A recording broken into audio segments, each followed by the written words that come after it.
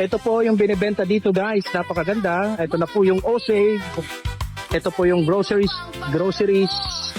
At ito na po yung papuntang Baguio, papuntang Metro Manila. MacArthur Highway guys. Ito po yung property. Napakalaki ng frontage yan. At ito na po income generated na siya guys. Hanggang dun. Lapag dito. Hanggang dito. Kasama po itong canteen. At kasama na rin po itong Makis Lechon. Ito po ay pag nabili po ninyo ay tayo na po yung renta. Kasi nga po kasama po yan sa bahay na binibenta nila. That is housing lot, tenant, plus apartment. Ito po, papasok po tayo dito guys. Ito po yung mismong loob ng property. Meron pong mga stool. Ayan. Pwede kayong magpakupa. At ito po yung mga apartment. Kasama na po dito yung mga apartment. Kasama rin po yan. Napakarami pong apartment dito. Ang kagandahan po dito ay tutok na tutok lang po ito sa National Road. Ito po yung MacArthur Highway na papunta po ng Baguio at papunta po ng Metro Manila. Alright guys, ito po yung bahay.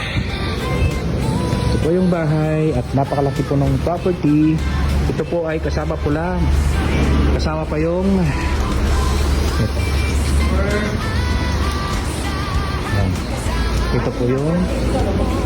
Ito po yung maganda dito sa bahay na ito kasi nga po ito yung mismong bahay nung may-ari at meron po siyang pahingaan dun sa likod na kubo-kubo. Napakaganda ho ng ambience nito kasi pwede kayong magkape, pwede kayong anything, tsaka may puno na rin po ng santol. Ayan guys, so income generated po ito.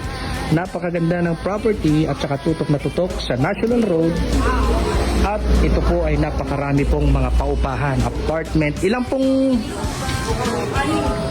6 apartments.